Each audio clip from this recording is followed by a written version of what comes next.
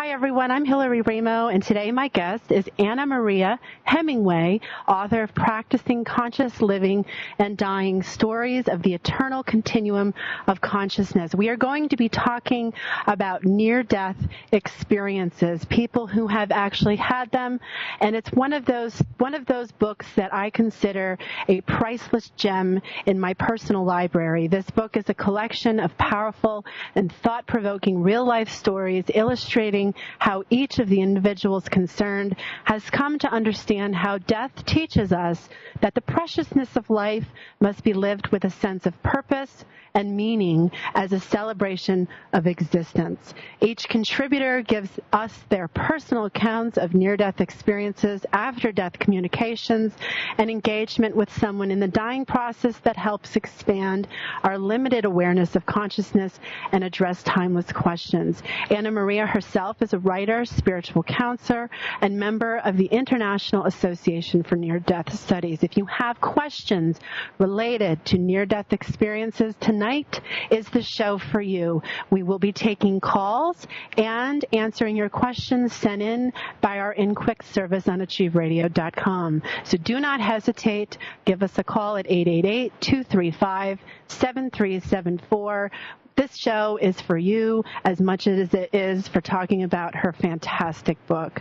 Before I begin, I would like to say thank you to our show sponsor, A Peaceful Place Massage and Wellness Center. For more information, visit their website, apeacefulplace.com. I would also like to announce that registration is now open for my spring equinox tour to Egypt, and there is still time to register. So for more information, visit my radio homepage right here on achieveradio.com. And I'd like to say thank you to all of you who listen every week. Thank you for contacting me. I've heard from you as far away as Switzerland, and it's been an extraordinary experience to read your feedback. And thank you so much for sending me your thoughts and your insights and your aha moments. I want to hear them all. So send them to me, and you can contact me right on my radio homepage. Without further delay, I would like to introduce Miss Annamaria Hemingway. Welcome. Hello, Hillary. Hi. Hi, I just have to say that in reading your book in preparation for this show, it has touched me on so many different levels. It's just a fantastic, incredible collection of experiences.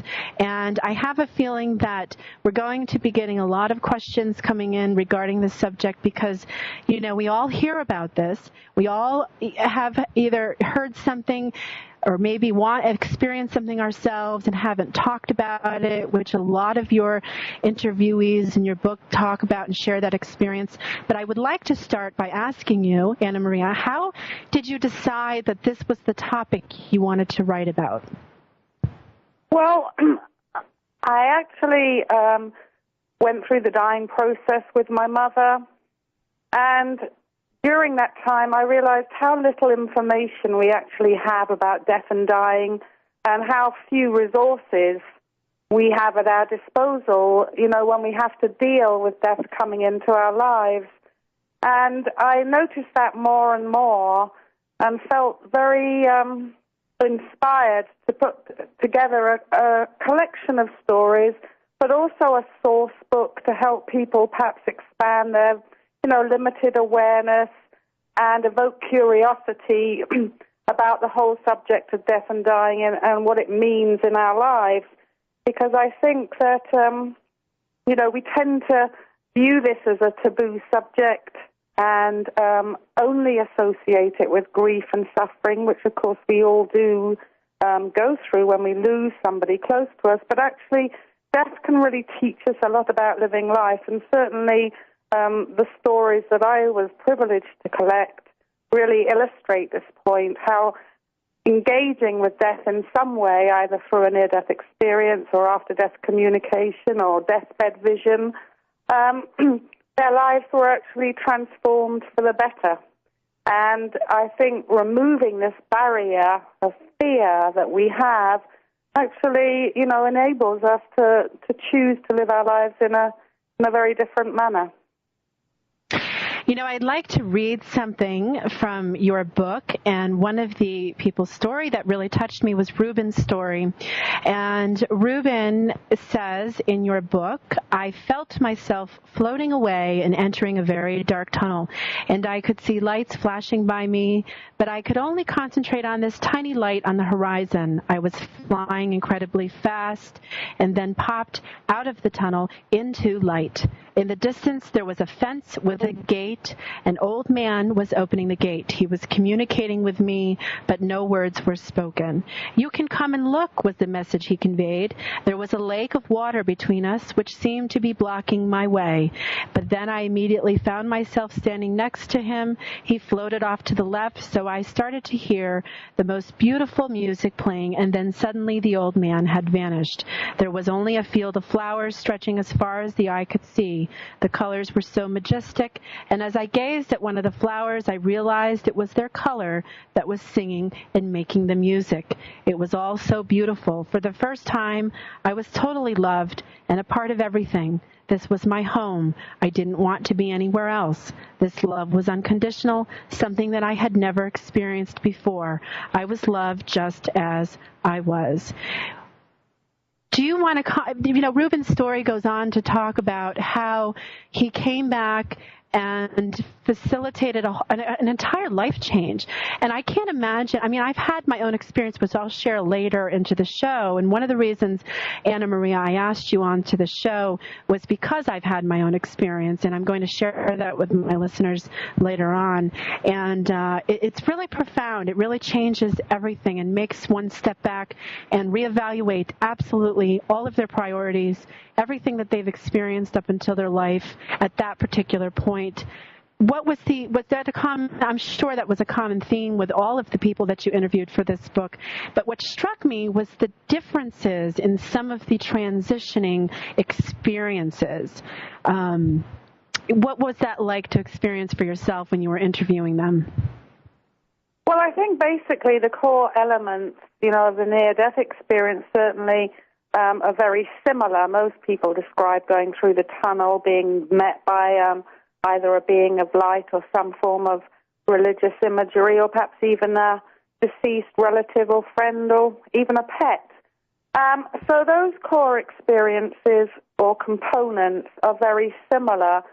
But, people have unique near-death experiences that almost seem tailor-made for their particular life. Often the imagery they encounter reflects their own cultural or religious belief system. For some people, it might be Jesus. For someone else, it could be, an angel. And for some people, it could just be this incredible light that they merge into. So although the stories, were different, are different, and unique, basically the message is the same. And I think, I found the stories to be very inspirational because when you meet these people, you really notice that there is something different about them.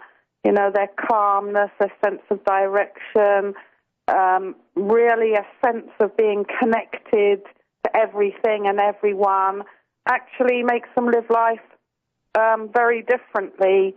And so all of these people actually displayed those same core elements following their experience, and many of them actually live their lives very differently, not only in the jobs they might choose, which are often very service-orientated, but also in the relationships that they have with other people. And they don't necessarily have to be religious. A person doesn't have to have a religious conviction to have an NDE, but certainly they seem to return with a very greater spiritual insight. Is the same true for children? Well, I think children's experiences, are even purer in a sense because they're not burdened by conditioning, so they're very actually close to that source anyway. And sometimes the children, the imagery is far more simple, but, they have the same experience of, meeting a wise old man or just being in this beautiful place. So their descriptions are perhaps a little more simple. Often they'll draw things, a little boy will just kind of point upwards with a radiant smile on his face, and in a sense that encompasses his whole experience. But the core elements of actually moving out of the body and journeying to some other realm of existence are the same for adults as they are for children. And I think one of the interesting things about the NDE is that, they can last between several minutes or even up to an hour. And normally the brain suffers injury after, deprivation of oxygen. But these people actually come back with an enhanced brain function and often have, gifts that they didn't have before, like healing or telepathic gifts. And, that becomes part of their new life. Many of them may work as healers, or a lot do actually work with the dying and, similar things to that. So something very extraordinary takes place. And I think that the best, proof that something of this magnitude has happened for them is in the fact that they do live, quite extraordinary lives. I mean, you spoke of Reuben just now, and, before his experience, Reuben was a real estate agent and a banker. He was a workaholic. He'd had 2 failed marriages. He led a life like many people do now, and had a complete turnaround. So that was one of the main components in all of the stories that I actually featured in the book. It's really interesting because one of the reasons why I connected with Reuben's story so closely was the fact that, I was in real estate for a very long time, and I walked away from that career after I experienced what I experienced and turned towards really focusing on my healing work, creating a practice.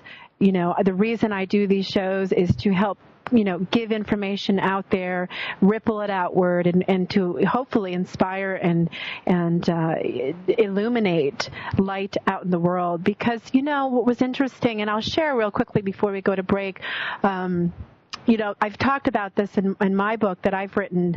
I wrote a book called Money Matters: Understanding Your Relationship with Abundance, because most of my experience was real estate transactions, people dealing with money, large, finance issues, and I could just see as a sensitive most of my life the energetics that were involved with those particular transactions. So why did I pick to talk about abundance and money? Because when somebody starts talking about their relationship with money, many things become clear if you're looking at it energetically on other levels. So when I was writing this manuscript back in 2005, and I just couldn't finish it. It sat on the shelf for a couple years. I just couldn't there was missing something, and I just put it away for a little bit and kept going and kept working and kept doing what I was doing. Well, long story short, I ended up in the hospital with terminal blood clots, and they had gone to my lungs, and was told that they were pretty much the worst condition that the teams of doctors had ever seen. And I was given a period of time where the medicine would either work or I would pass on. So as I was sitting there in the hospital room and I was watching the clock tick, not knowing if it was my time or not, there was a big space there. You have a lot of time to think about all of the things that you've experienced in your life. I have children, so of course, one of the biggest things as a parent was, how do I look at my kids and say goodbye? How do I come to terms with leaving because I didn't feel like it was my time? I didn't feel like I had really done anything of significant importance at that point. And I had felt that at that particular time in my life, things were beginning to become clear to me. And why now all of a sudden would it be my time to transition if it was just becoming clear what I was here here to do. So I experienced this whole inner transformational thing while sitting there and going through the process, and I was very stubborn about not going. But it was very transformational. It was very down to the bones. You know, you're really stripped right down to your bones, and what's important becomes very clear. And one of the things that I spent great length speaking about, because this was the missing element for my manuscript, the spiritual aspect, the priorities. It's not about money. It's about experiences. It's about your life. It's about the moments that you have with every person, with everything that comes into it, and how you function around that. So when we come back from break, I'd like to talk a little bit more about that. And I'd like to talk about Tiffany's story as well, because she became a Reiki healer, and that's part of the work that I do. And so when we come back, we will be talking with Annamaria Hemingway about near-death experiences.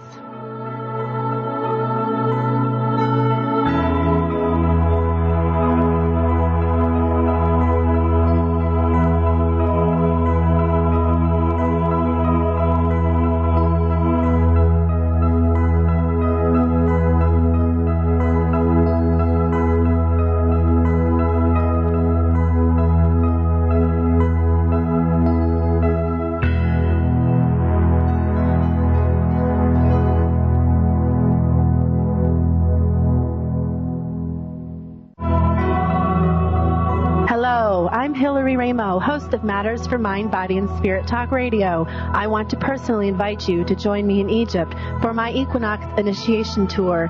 Come with me and walk the sands of the ancient Egyptians, explore the temples of the mystery schools, celebrate the origins of life as we sail the Nile. Together we will reconnect to our true selves in the higher dimensions. Now more than ever, we are being asked to step up and take our power, to heal our wounds and discover our true essence as spiritual beings living a human experience. Travel with me to Egypt and reawaken to your true self. Give yourself the gift of something truly extraordinary. I personally invite you to walk the sands of our ancestors in a ceremonial and sacred way, surrounded by fellow kindred spirits from around the world on a once-in-a-lifetime journey. I truly hope you will consider joining me. Brought to you by the Hillary Raimo Show, Matters for Mind, Body, and Spirit Talk Radio, heard every Thursday, 8 to 9 p.m., right here on AchieveRadio.com. For more information on how to join Hillary on her Equinox Initiation Tour, please go to www.hillaryraimo.com or call 518-376-2503 for more information. 518-376-2503. Call today, 518-376-2503.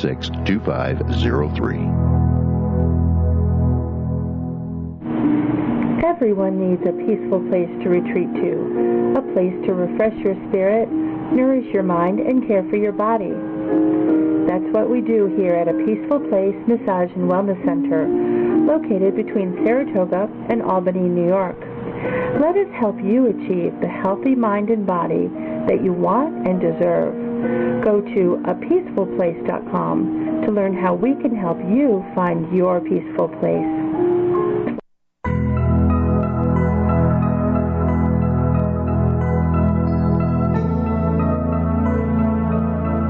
Welcome back, everyone. We are speaking with Annamaria Hemingway, author of Practicing Conscious Living and Dying, Stories of the Eternal Continuum of Consciousness. For more information about Annamaria's work or book, visit her website, www.practicingconsciouslivinganddying.com.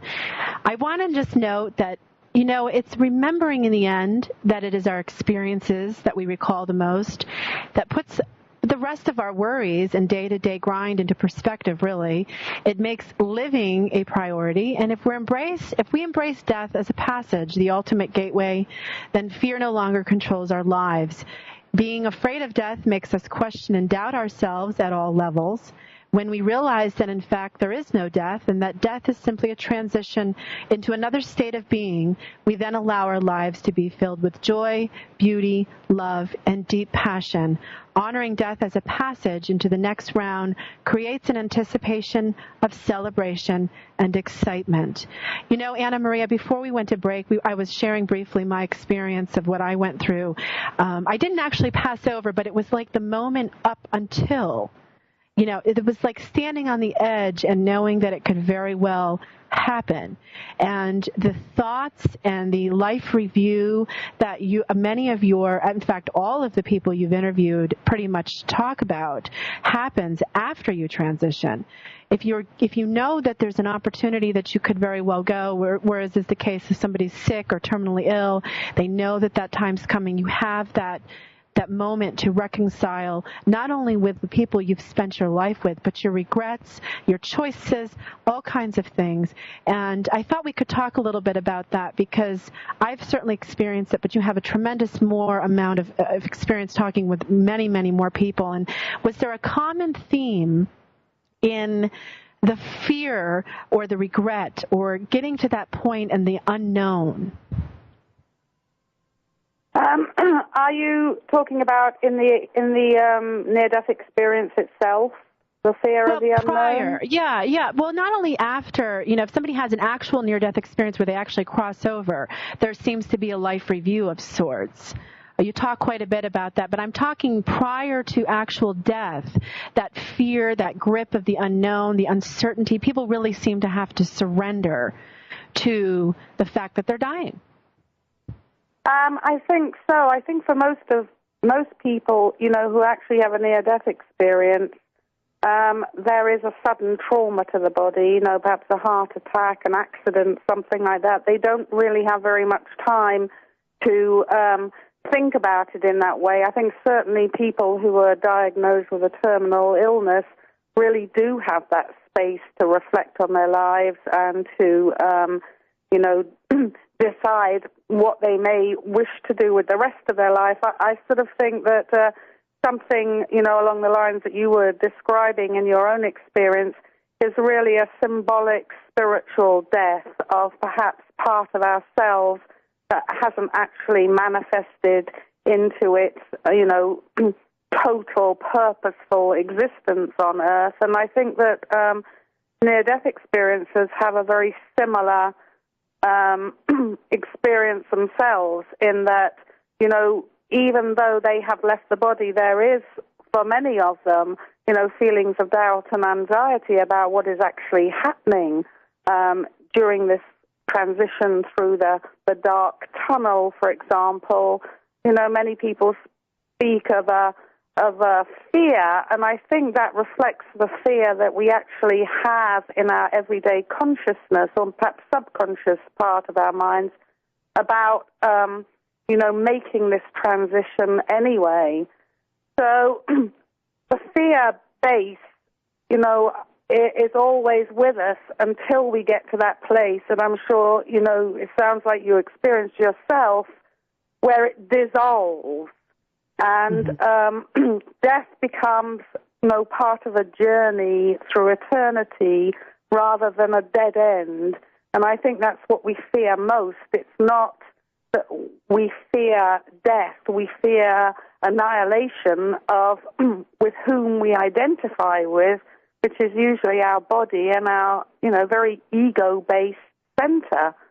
And people who have a life review in a near-death experience, they really are almost like a snake shedding a skin. You know, there is no judgment. Perhaps they are their own judges, but they do get the chance to, you know, view their entire life that flashes in front of them and very often see how their acts of kindness, you know, have rippled out and affected others, and that negative acts towards someone, you know, have also had the same impact, perhaps even more so, because, you know, I think one of the people actually describes the fact that, you know, if you are mean or unkind or unconscious in your behavior towards one person, that person will probably be upset enough to be propagate that kind of negative energy. And I don't think that, we really have the chance. We're very complacent in our day-to-day life. And when something like a near-death experience, or like you say, just the fact that we're suddenly confronted by the fact that, something could happen to us. And, what are we going to do with that knowledge? Well, for most people in both of those categories, I think it really is this place of actually weighing up almost what life has meant to us.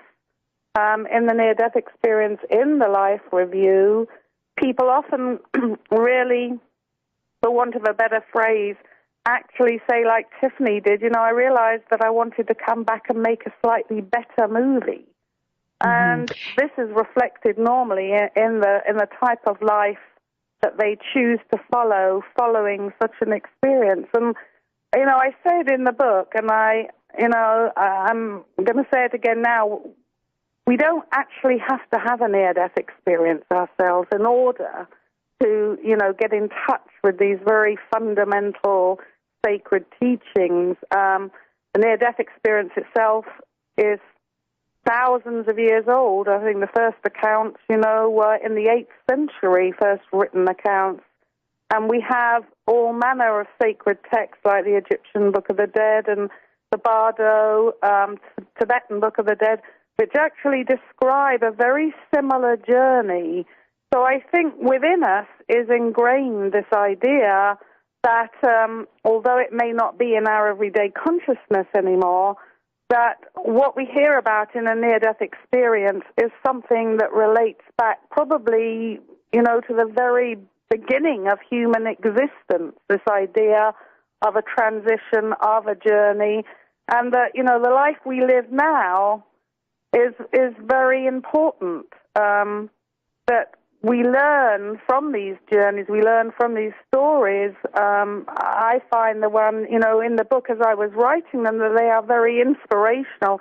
And actually, the message does wear off on us if we if we really pay attention to what these people are saying, that it is possible actually to not only come to terms with death, because many of these people, one of the main things they talk about is no longer having a fear of death, which is a really important message, but also that we don't have to fear this transitional state.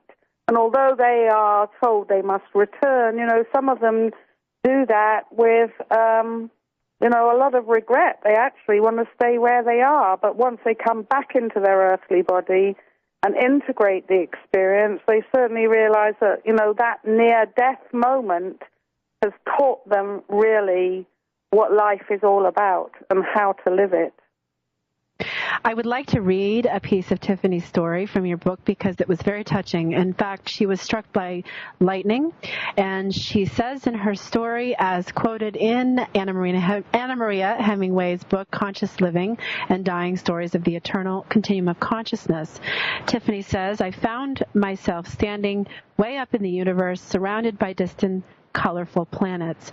I could see misty pinpoints of stars through my right arm, and when I moved it back and forth, the stars rippled like a reflection on water. I felt dizzy and had a sense of being able to see not only in front of me, but all around me at the same time. Floating just a few feet away, I saw a man with a spirit body just like mine.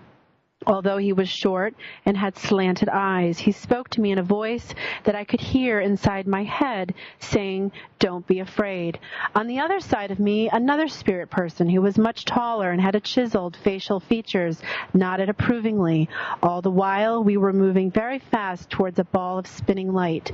It was brilliant white in the middle and yellowish around the outside edges. The closer we got to it, the more I felt an overwhelming love that seemed so warm and comforting as it encompassed my total being. She goes on to say, instantly, a life review unfolded before my eyes. Key moments when I had shown anger or love towards people appeared like scenes out of a movie. I could feel the hurt of those I had been mean to and saw how those negative feelings had a domino effect as they spread on through others. I also experienced the love I shared with people and how much further that rippled out and connected me to all things that were wonderful and blessed. I had never before experienced such joy. What touched me the most about that passage is her expression of noticing the feeling of somebody's hurt, that she had hurt in her life. We hear that in biblical passages. We hear that in, we see the judgment aspect in many, many different cultures. The Book of the Dead certainly speaks of weighing of the heart in front of the gods and seeing if it's judged. It's just a constant theme. What a difference that would make if we could assimilate that information into our lives and apply it to every situation that we have, that every person that we come across to. It would heal our planet. It would heal our relationships. It would heal everything. If we could just understand, no matter what our belief systems are, no matter what religion or spirituality we practice, that, what we reap, what we sow. And it's a beautiful, beautiful expression. And I have to tell you all out there that this book is an absolute treasure. It's a must-have for your libraries. The stories are inspirational, heartwarming, and absolutely filled with wonderful, wonderful love. And Annamaria has done a fantastic job of expressing that. So, Annamaria, one of the things I'd like to ask at this point, too, was, could you talk a little bit about everybody experienced some kind of being greeted by whether it was somebody they knew or whether it was an animal or somebody they didn't know, perhaps. So it's almost like there's another dimension or a whole other realm outside of that. Was that your experience in your research for this and your own experience? Yes, it was. I think that actually, when we talk about another realm, we tend to think that we can't access that realm. And then we realize that through these experiences, actually, there is a very thin veil between, the invisible and the visible. And many of these people do talk about being greeted by an entity that they recognize, and it could be a deceased friend or relative or a pet or some religious figure. And we get the same imagery occurring in deathbed visions, which is when a person is approaching death, they also have similar visions. I experienced this with my mother, and again, this is a very ancient, well-known fact that as a person approaches death, they often will be seeing apparitions, again, of a religious figure or a friend or a relative that is coming to escort them on their transition to this other realm of existence. And they often actually can even see a vision of what this apparent afterlife is going to be, even though, they are physically, on the ground, as it were, in everyday life, even as they're approaching death. I think, as with the near-death experience, the dying process has such magnitude that a psychic sensitivity is activated, whereby as these people start to make their transition, they are far more able to communicate with this other realm. And, Elizabeth Kubler-Ross, who was one of the great pioneers in death and dying, experienced this as well with many of her patients and was firmly convinced that a person does not die alone, that somebody does come to escort them. And certainly with my mother, she had very typical deathbed vision in a way where, people came a few weeks prior to her death and they kept coming, and they said to her, we are going to be taking you to a beautiful place with a beautiful garden, and don't be afraid. And she recognized some of these people as deceased family members, and some of them she didn't know at all.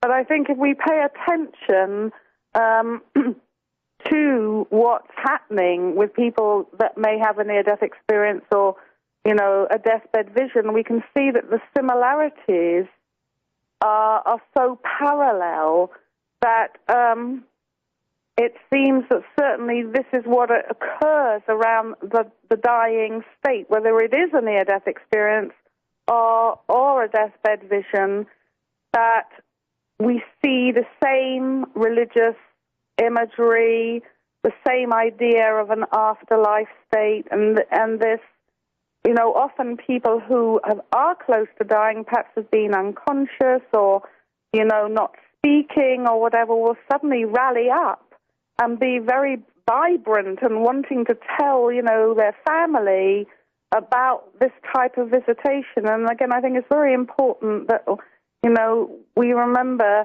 to really listen to people when they're telling us things like this, because not only can it bring them comfort, but it certainly can bring us comfort too. And I think, unfortunately, a lot of people, as with the near-death experience, are always trying to find some scientific or medical explanation. And so the value of these experiences, isn't assimilated for how powerful they can be. And we often, will look at a dying person and somebody will say, oh, well, it's dementia or it's drugs, and that can be the same for the NDE. But actually, I think if we look a little deeper, we see how commonplace, these phenomena are and how important they are in telling us what this transitional journey is really about. I'd like to talk more about that when we come back from break. The skepticism out there as far as, the brain activity and so on and so forth. Everybody, we're speaking with Annamaria Hemingway, author of Practicing Conscious Living and Dying, Stories of the Eternal Continuum of Consciousness. You're listening to the Hillary Raimo Show. We will be right back after this break.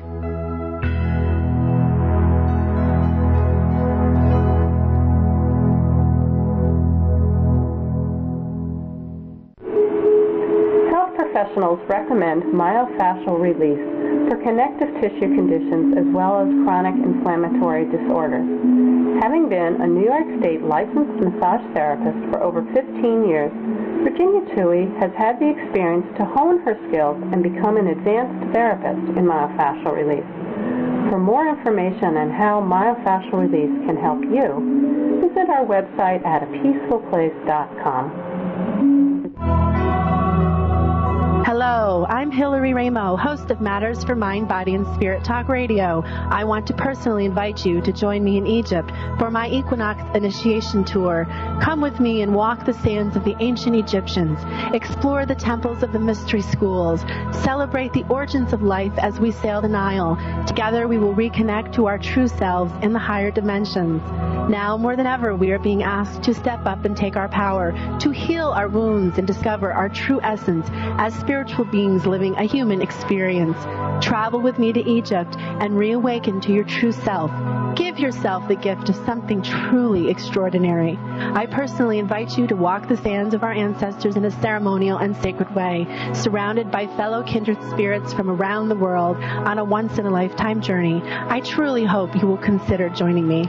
Brought to you by the Hillary Raimo Show, Matters for Mind, Body, and Spirit Talk Radio, heard every Thursday, 8 to 9 p.m., right here on AchieveRadio.com. For more information on how to join Hillary on her Equinox Initiation Tour, please go to www.hillaryraimo.com or call 518-376-2503 for more information. 518-376-2503. Call today, 518-376-2503.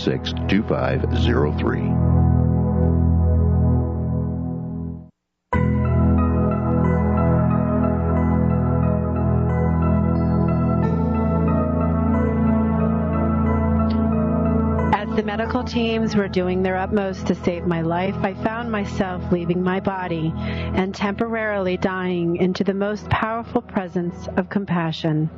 I felt myself cradled as a newborn child and underwent the sensation of being submerged into a vast knowing. Even though I still experienced my own separate consciousness, I was certain that if I could go a little further into this realm of existence, that we would merge. Every part of me was longing to do just that, but somehow I knew that I had to return to my body and my unfinished life. There was so much I needed to do, especially now that I had real knowledge of this infinite love that not only awaited us, but makes up our very essence. That is Richie's story from Annamaria Hemingway's book called Practicing Conscious Living and Dying, Stories of the Eternal Continuum of Consciousness. Annamaria, what really struck me about Richie's story was, do you want to talk a little bit about Richie's story? I have the book in front of me and I'm looking through it, and I've underlined practically the whole chapter. Do tell me the bit. I'm always interested in the bits of the book that people have actually found to be particularly, inspirational for them, because it actually sort of gives a different perspective. Having written them all myself, I'm very kind of immersed with all of these stories. So I always find it fascinating to see the ones that people particularly pick out. So, go ahead if there's something in that with Richie's story, what caught me the most was his hesitancy to share his experience when he came back. And, I think that's probably a common theme, too, is that if somebody experiences one of these near-death experiences, coming back and talking about it, they're not always met with open arms, and they're not always met with belief. And many times their experiences aren't necessarily validated because people who haven't experienced that, they go through their own sort of whatever you want to call it with the experience of somebody who has gone through that. But one of the things that really touched me about Richie's story was how he navigated through that and how it brought healing in itself with talking about his experiences and so on and so forth. So, I can't tell everybody enough how amazing and touching these stories are. And there's just a gem. There's a piece inside every single one of them that will resonate with you in your life. And it was really, I'm so glad that I am able to talk to you, Annamaria, because it's just a wonderful book. And I also found Tiffany's story very interesting, and I know I'm going to go backwards a bit talking about her story because I read a little bit of it prior to the break. What I really kept going back to, as far as feedback goes, was the concept of the life review. The life review was a big hone-in for me personally because, I do a lot of time talking and teaching and writing about making sure every moment counts, making sure we're present in our life. When we love deeply. When we're sad, feel the sadness. Feel as much as you can while we're here. Having gone to the edge of a life review while still here, per se, it's very much the same thing. It's very much looking back on your life and saying, was I present when I should have been present? Did I love the way that I should have loved? Did I hurt? Who did I hurt? And how can I come to terms with that and release that? And it was very much a releasing and surrendering. And one of the things that touched me in mostly all of the people that shared their story in your book was the surrendering. And some of them don't really have a time to surrender. It was an instantaneous thing like Tiffany where she got struck by lightning. So there really isn't any time to have that moment before you actually cross over. But she did have it while she was crossed over, and the beauty of her vision, of what she saw. I mean, I could close my eyes and imagine myself floating out in the universe surrounded by guides and being able to reach out to the stars and feel that it was just beautiful, absolutely beautiful. And what a vision to hold onto, having her shared her story, going through life and saying, well, these people have had these extraordinary experiences and they've been lucky enough to come back and share with us these extraordinary experiences. Why couldn't there be something else past what we're traditionally taught. And I'm not saying that, it's not a religious thing, because there's been people who are very religious who have very peaceful passing. I worked for hospice at one point in my life, and I am a non-denominational minister. So part of my ordination was working with hospice and doing bereavement counseling and working with families who were in the dying process.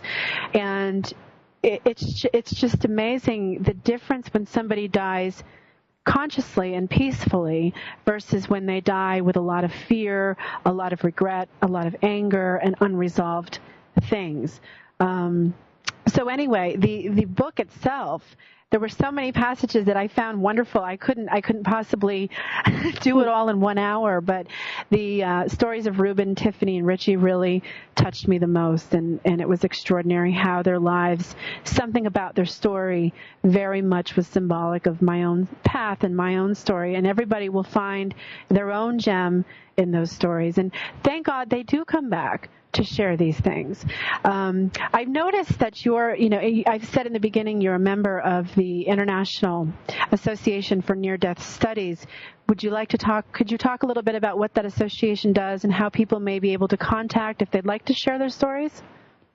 Yeah, the International Association for Near-Death Studies really is involved in research and studying the near-death experience, and is comprised of laymen, of doctors, of all sorts of people who are in some way connected with, either research into the phenomenon or otherwise collecting stories, giving out information. There are certainly branches of the association in every state in America and, countries overseas, so we can see how much interest there is in this topic.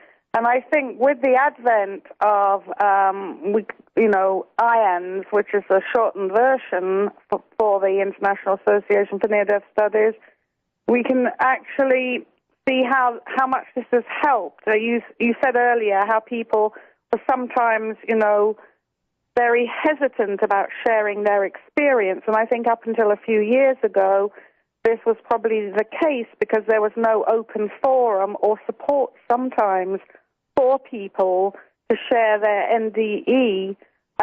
With IANS, that has changed because not only is there a wealth of information about the NDE, but as I say, there are local support chapters and groups that really can help someone who's had such an experience integrate it, come to terms with it, and, be able to discuss it and be validated.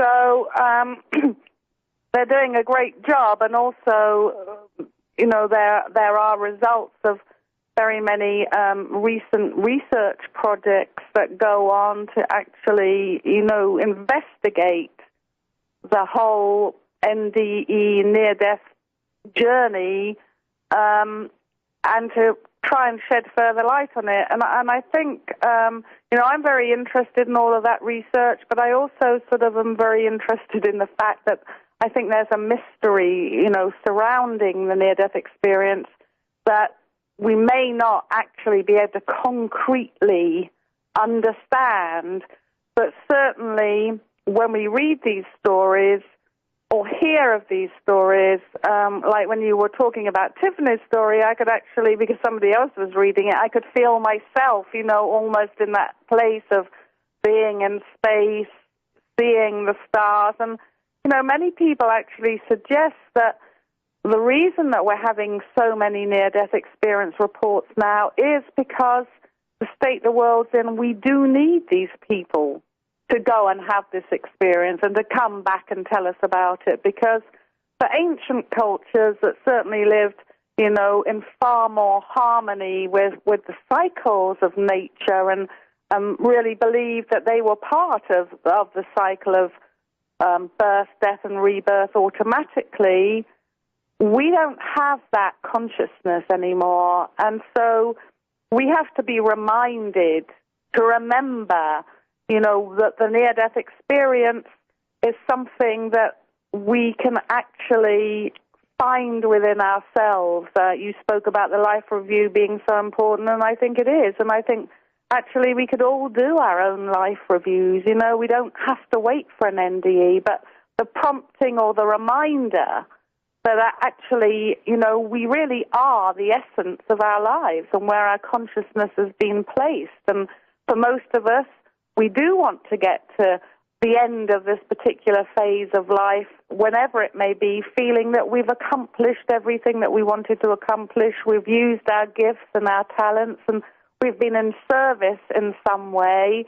And I think the NDE really reminds us of those basic facts, because, you know, a lot of people just get bogged down in the everyday problems and identifications. And, you know, in the book I have the story of Larry Hagman, who people may, you know, remember from Dallas. And to the outside world, he'd accrued everything that, you know, we think to be important now, money, wealth, and fame. But he still had this nagging realization that, you know, it didn't do enough to answer his inner quest for the meaning of his life. And his NDE-like experiences actually gave him the same insight as many other people, that love is the most important thing to share, that we don't have to be afraid of death, that we do survive physical death, and that the purpose of the life is to live a life of service with other people,